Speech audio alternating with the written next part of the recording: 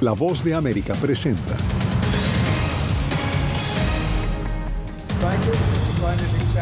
Tras firmar una avalancha de decretos en su primer día de mandato, el presidente Donald Trump define prioridades con legisladores y anuncia inversiones de infraestructura. Senado de Estados Unidos aprueba ley que exige detener a indocumentados acusados de delitos menores. México y Canadá se preparan ante la posibilidad de que Washington les imponga aranceles en febrero. Es un honor increíble ser el secretario de Estado del país. Y Latinoamérica reacciona a la llegada de Marco Rubio al Departamento de Estado.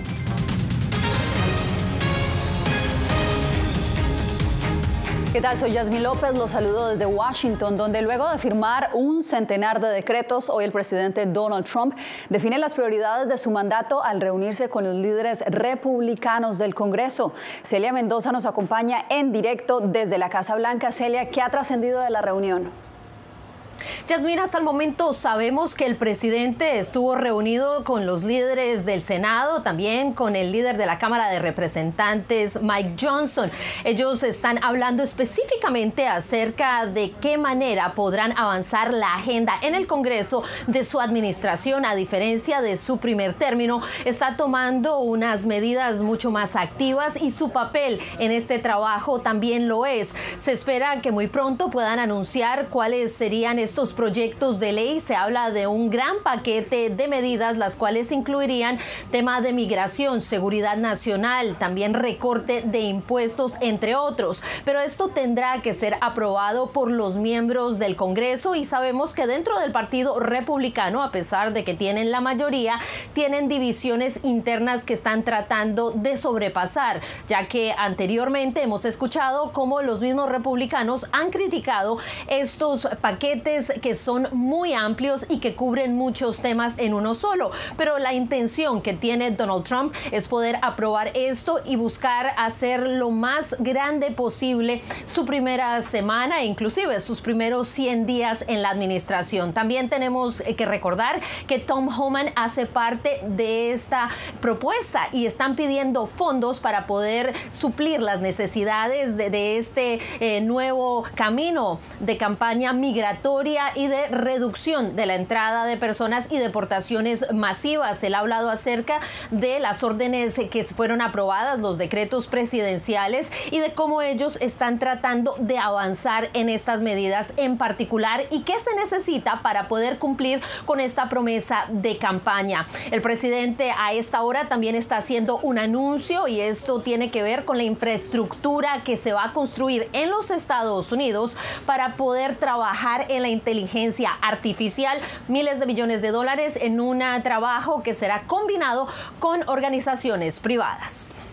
Celia, precisamente ampliamos lo que sucede en el Congreso porque el Senado estadounidense aprobó un proyecto de ley con el que el Servicio de Inmigración y Aduanas podrá arrestar a inmigrantes indocumentados acusados de delitos menores. Carolina Valladares, ¿cuándo entrará en vigor esta propuesta de ley?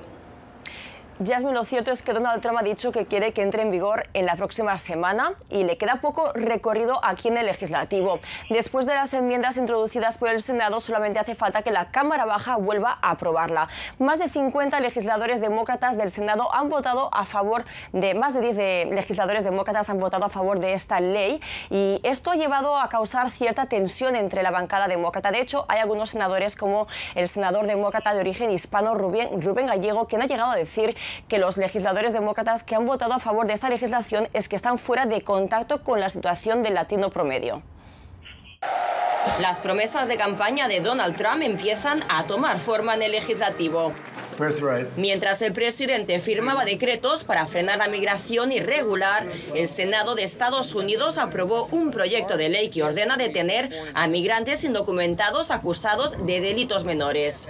Tenemos que hacerlo bien y debemos asegurarnos de saber quién entra y sale de nuestro país por la seguridad de todos los estadounidenses. Nos lo merecemos y tenemos que respaldar a la política y todas esas cosas, la ley y el orden. El proyecto, conocido como ley Laken Riley, en honor a una universitaria asesinada en Georgia por un indocumentado venezolano, exige al Servicio de Inmigración y Aduanas arrestar a migrantes sin papeles acusados por asesinato o agresión grave, pero también por delitos menores como robo.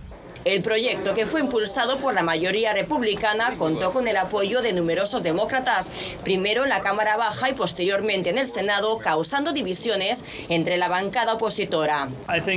Creo que existe un amplio acuerdo en este país en que las personas que llegaron ilegalmente y cometieron delitos graves, deberían ser deportadas, pero no hay un acuerdo amplio en este país sobre que las personas que son indocumentadas y no representan ningún riesgo deberían ser deportadas. Dijo Trump tras el visto verde del Senado que la ley era hermosa y que esperaba poder firmarla en los próximos días. Mientras 18 estados acudieron a la vía judicial para oponerse al decreto de Trump que busca negar la ciudadanía a los bebés de inmigrantes indocumentados nacidos en Estados Unidos, lo que promete ser el inicio de una larga lucha en las instancias judiciales.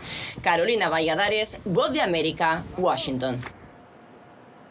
Carolina, gracias por este reporte. Y entre una lista de 78 derogaciones, el presidente Donald Trump terminó un programa creado por la administración Biden para permitir temporalmente la entrada de más de 500,000 de migrantes originarios de Cuba, Haití, Nicaragua y Venezuela. Paula Díaz nos da los pormenores. El presidente Donald Trump suspendió el programa establecido por la administración Biden que permitía la entrada temporal de más de 500,000 de migrantes de Cuba, Haití, Nicaragua y Venezuela. En el albergue de la iniciativa fronteriza Quino en Nogales, México, se respira un ambiente de tristeza e incertidumbre. Con preocupación, Rosa, quien prefirió no mostrar su rostro para no arriesgar su solicitud de asilo, confiesa no saber qué hacer ante los recientes anuncios que cambian por completo su futuro.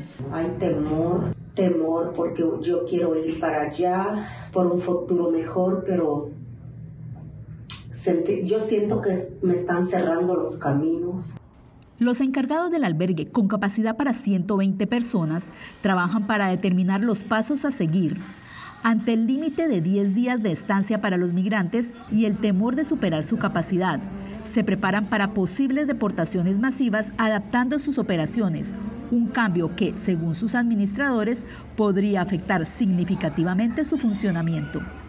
Pensando, por ejemplo, en nuestros horarios de servicio, en nuestra capacidad en el albergue, en cómo ayudaríamos a las personas a incorporarse para vivir en Nogales, Sonora, si eso es lo que eligen hacer. Hay varios que van a ser deportados y van a seguir hacia otras comunidades en México. Desde enero de 2023, cerca de 30,000 migrantes han recibido estancia temporal cada mes en Estados Unidos. Aún se desconoce el futuro de los cientos de miles de personas que actualmente se encuentran bajo el programa de libertad condicional humanitaria.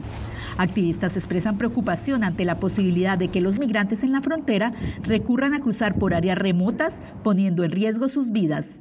Desde Tucson, Arizona, Paula Díaz, Voz de América. Este martes comenzaron a salir de prisión los partidarios de Donald Trump imputados por el asalto al Capitolio de Estados Unidos hace 4 años, un día después de que el presidente recién instalado emitiera un indulto generalizado. La decisión benefició a más de 1,500 personas y pone fin a la investigación más amplia jamás realizada por el Departamento de Justicia, pero desató la indignación de legisladores y policías, algunos de los cuales resultaron heridos en el ataque. Trump, quien calificó los condenados como rehenes, defendió su decisión como parte de un proceso de reconciliación nacional. Solo 14 personas, miembros de los Proud Boys y Oath Keepers, verán reducidas sus penas. Bien, y la imposición de aranceles fue otro de los anuncios del presidente Trump, quien culpó a México y Canadá por supuestamente permitir el ingreso de inmigrantes indocumentados y drogas ilegales a Estados Unidos. ¿Cómo se perfila el futuro de este intercambio comercial de Estados Unidos y sus dos principales socios comerciales? Jacopo Luzzi.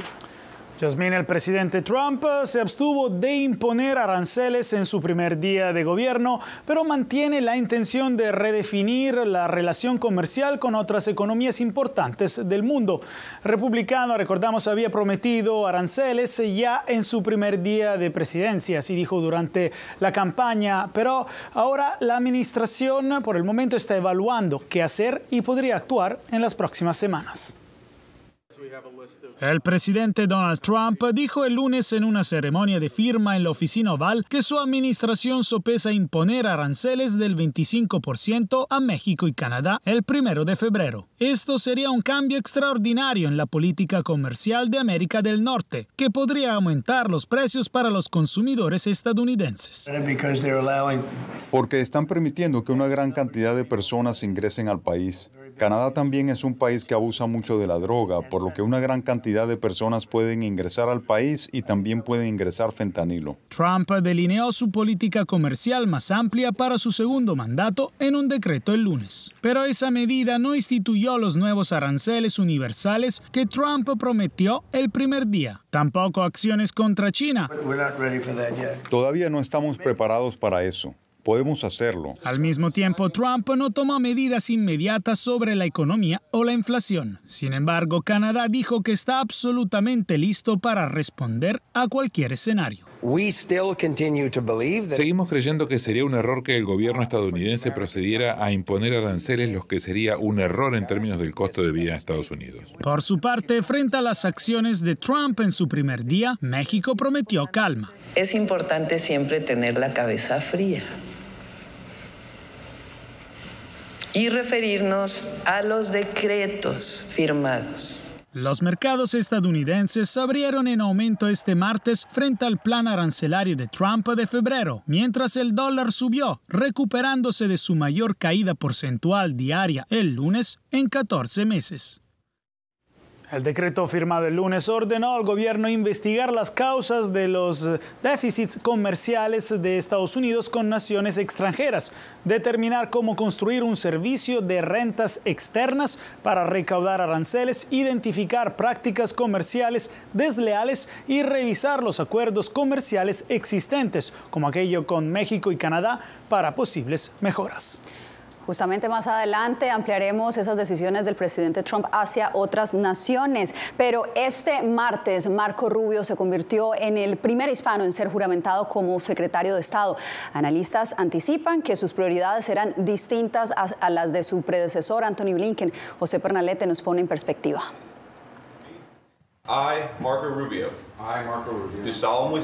El vicepresidente de Estados Unidos, J.D. Vance, juramentó a Marco Rubio como secretario de Estado del gabinete presidencial de Donald Trump, a tan solo horas de ser ratificado por el Congreso este lunes en la tarde.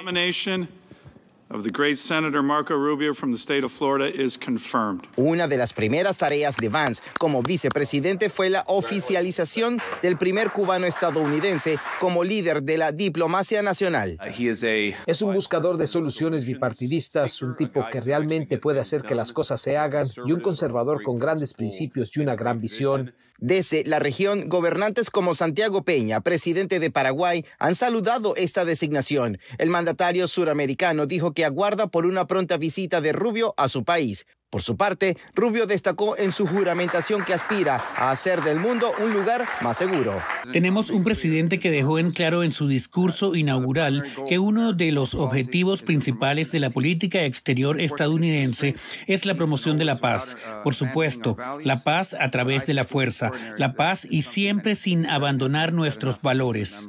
Según expertos, la ruta diplomática inmediata de Rubio puede estar orientada hacia los conflictos de Medio Oriente y la guerra en Ucrania, además de la amenaza comercial de China, intereses distintos a los que le han caracterizado como senador, como las denuncias contra gobiernos de Cuba, Nicaragua y Venezuela. La clasificación de grupos como el Tren de Aragua, los cárteles mexicanos, etcétera, como organizaciones terroristas. José Pernalete, Voz de América. Y aunque el presidente de Estados Unidos, Donald Trump, no mencionó a Venezuela durante su discurso de investidura, el mandatario sí se pronunció sobre el petróleo de ese país y la organización criminal transnacional Tren de Aragua. Adriana Núñez Rabascal consultó a analistas sobre cómo impactarán estos asuntos al país caribeño. Veremos qué pasa con Venezuela. Estamos observando Venezuela con mucha atención. Es un país que conozco muy bien por muchas razones y fue un país maravilloso hace 20 años y ahora es un desastre. Así respondió el presidente Donald Trump cuando se le preguntó cómo iba a asegurarse de que el gobernante Nicolás Maduro reciba a venezolanos deportados. Sin embargo, en su discurso de investidura, Trump no se refirió a Venezuela. No somos prioridad, ni segundo, ni tercero, ni cuarto. Pero podemos entrar en el radar dentro del gran marco de una política que para él sí es central, que es las deportaciones masivas. Mientras firmaba sus primeros decretos, el mandatario también asomó. Probablemente dejaremos de comprar petróleo de Venezuela. No necesitamos su petróleo. El presidente ya había prometido previamente deportar a los miembros de la banda criminal El Tren de Aragua, alegando que han exportado el crimen a Estados Unidos. El crimen en Venezuela bajó 74% porque tomaron a sus criminales y nos lo entregaron a través de una política de fronteras abiertas de la administración anterior. Pese a todas estas palabras, analistas aún ven la política de Trump hacia Venezuela como total y completamente incierta. En octubre de 2023, el gobierno de Joe Biden llegó a un acuerdo con Maduro para deportar en vuelos directos a Caracas a venezolanos indocumentados. Sin embargo, la nueva administración en la Casa Blanca aún no ha aclarado si mantendrá este plan. Adriana Núñez Rabascal, Voz de América, Caracas. Bien, y seguimos con el impacto de las medidas del presidente Trump. Justamente en México se anticipa el impacto de posibles decisiones sobre el comercio y la migración.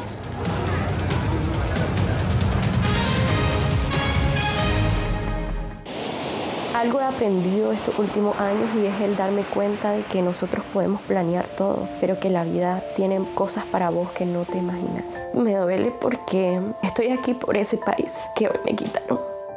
Yo siempre he dicho que la libertad está en la mente y el hecho de que tu cuerpo esté en un lugar no significa que no sos libre. Siempre me sentí libre, incluso estando presa me sentí más libre porque pude darme cuenta que si estaba ahí es porque realmente he elegido qué hacer con mi vida. Soy Claudia Saldaña, corresponsal de La Voz de América en El Salvador. Ejercer el periodismo es un desafío que crece constantemente frente a la complejidad del escenario político de mi país. Presentar todas las voces, todos los ángulos y el contexto nos permite ofrecer a ustedes, nuestras audiencias, un panorama más completo de nuestra realidad. La imparcialidad está en el ADN de la VOA y me siento orgullosa de ser parte de este gran equipo de profesionales que demostramos cada día por qué la prensa libre importa. Llenó de orgullo a su nación conquistando títulos alrededor del mundo.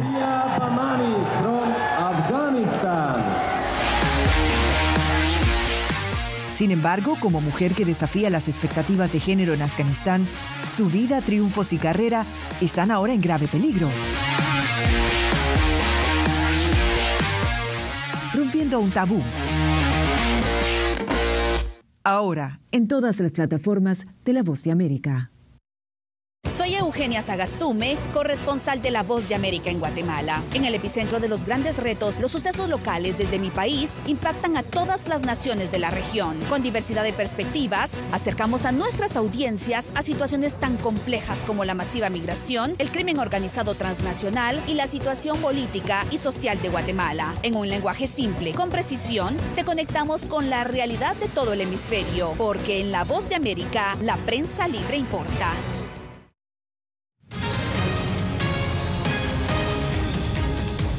El presidente Donald Trump anunció que Estados Unidos dejará la Organización Mundial de la Salud y acusó a la agencia de manejar mal la pandemia del COVID-19 y otras crisis sanitarias globales. Trump criticó la influencia política sobre la OMS y los pagos desproporcionados de Estados Unidos, que de hecho representan el 18% del financiamiento de la organización.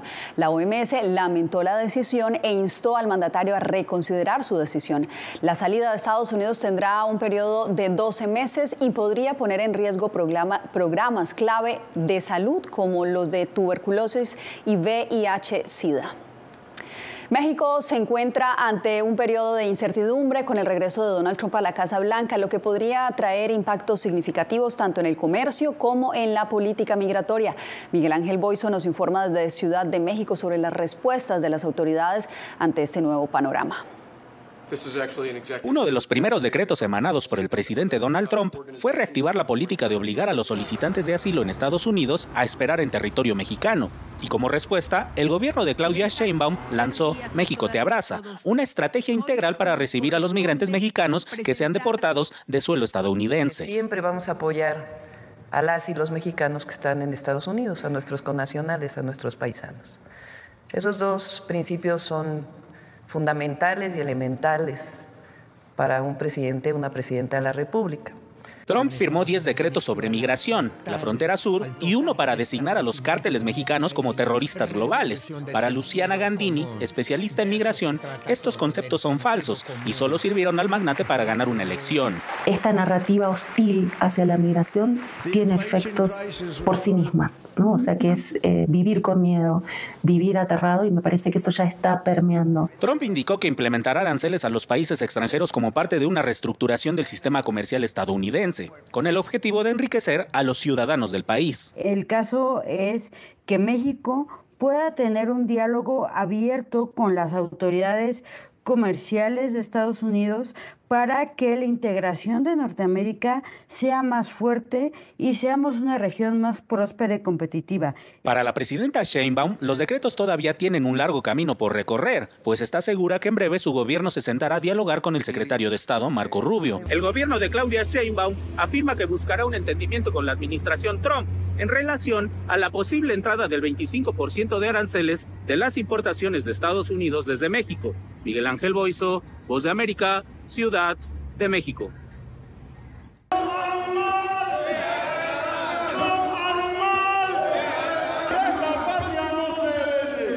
En Panamá también hubo expresiones de rechazo después de que el presidente Donald Trump repitiera uno de sus pronunciamientos de política exterior más polémicos, el de retomar el control del canal de Panamá. Ya han pasado 25 años desde que Estados Unidos devolvió a Panamá el control de este canal que conecta los océanos Pacífico y Atlántico y que es una ruta marítima internacional fundamental. Trabajadores sindicalizados marcharon hacia la residencia del embajador de Estados Unidos como protesta. Ni Trump, ni los gringos, ni su ejército, ni su gobierno tienen nada en Panamá. Lo que está en Panamá es de los panameños. El canal es panameño, la soberanía es panameña, la autodeterminación es panameña. Creo en la soberanía de Panamá. No creo que sea viable las intenciones del presidente Trump, ya que hay una historia detrás de la vuelta del canal a manos panameñas. El presidente panameño José Raúl Mulino se encuentra en Davos, Suiza, pero a través de un comunicado en X reiteró que el canal no fue una concesión de nadie y que rechazaba las palabras de Trump en su totalidad. Usted no se mueva porque en breve 80 muertos y más de 19.000 desplazados dejan nueva ola de violencia en Colombia.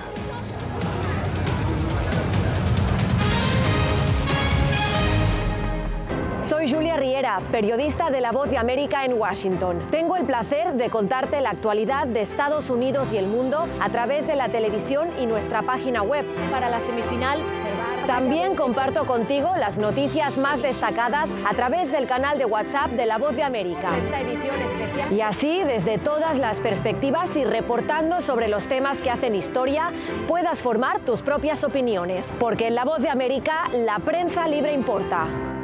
Desde las ciudades más emblemáticas hasta los rincones más remotos del planeta. La Voz de América te trae las noticias más recientes. Con una garantía de credibilidad y balance. Como la mayor radiodifusora de noticias de Estados Unidos a la comunidad internacional, te ofrecemos una perspectiva única sobre la realidad de este país, Latinoamérica y el resto del mundo. Ya sea a través de radio, televisión, web o redes sociales, estamos a tu lado en cada plataforma. Soy Yair Díaz, corresponsal de La Voz de América en Colombia. El reto de informarte de manera veraz, precisa y objetiva en un mundo donde la verdad es cada vez más difusa es lo que me motiva a trabajar en La Voz de América. 5 vehículos militares que recibirá Colombia. Desde las calles de Bogotá, desde donde ocurren las noticias que más te impactan, te informamos de manera independiente para que, con base en hechos, te formes tu propia opinión, porque en La Voz de América la prensa libre importa. poder ser la voz de la denuncia de tantas personas que sienten fuertemente vulnerados sus derechos. Una de las patas que sostiene la democracia debe ser la libertad de prensa. Periodismo, La Prensa Libre Importa, una coproducción de La Voz de América con nuestras afiliadas en la región. ¿Cómo garantizar que las voces lleguen a quien tienen que llegar? Impunidad, indolencia de la justicia son nuestros principales enemigos. Disponible en vozdeamerica.com.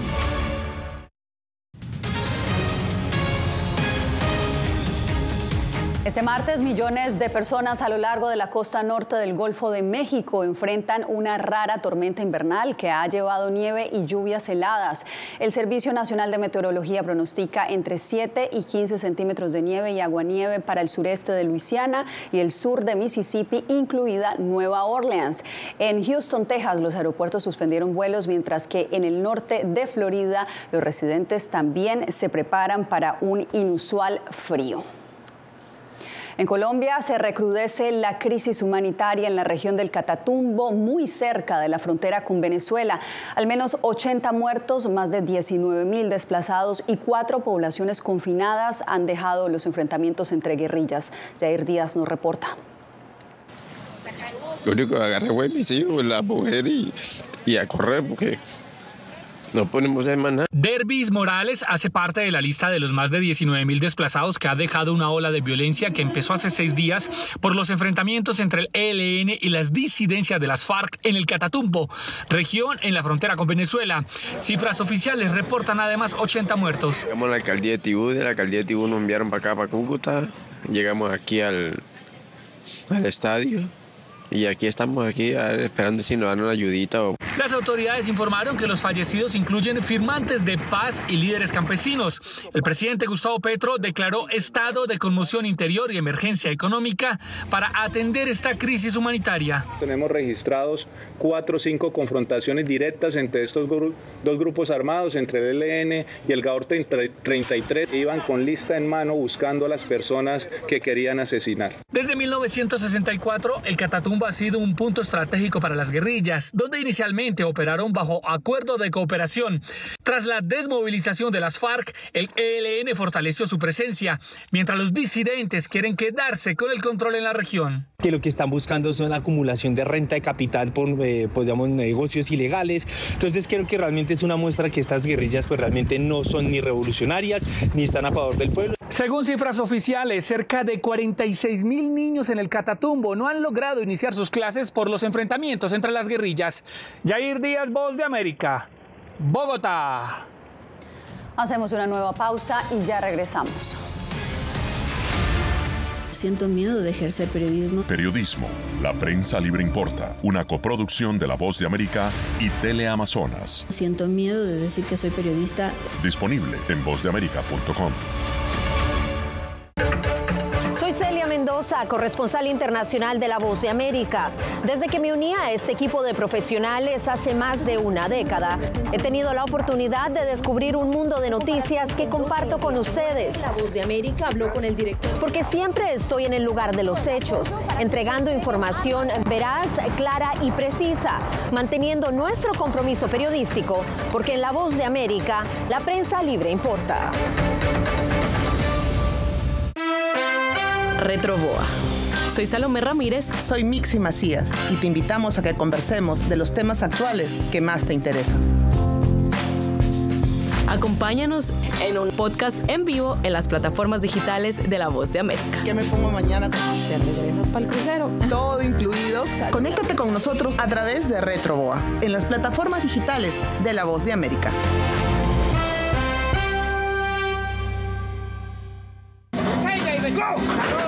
La Voz de América presenta testimonios de tolerancia directamente desde el corazón de una de las regiones más conservadoras de Estados Unidos. Historias de personas determinadas a derribar estereotipos, viviendo de manera auténtica en el hogar de los valientes. Encontraron su libertad. Disponible en todas las plataformas de La Voz de América. En Cuba no se matan a los periodistas. Periodismo, La Prensa Libre Importa, una producción especial de La Voz de América. Su énfasis se pone en la destrucción moral del individuo. Disponible en vozdeamerica.com.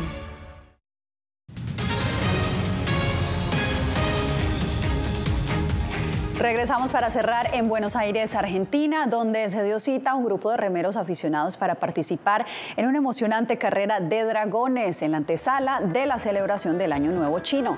Esta tradicional disciplina, que llegó a Argentina gracias a un intercambio cultural, gana cada vez más adeptos en el país suramericano. Con su historia de más de 2000 años, los barcos dragón no solo representan fuerza, sino también buena fortuna. Con estas imágenes nos despedimos por hoy. A ustedes gracias por acompañarnos en El Mundo al Día. Les informó Yasmín López. Los espero nuevamente mañana.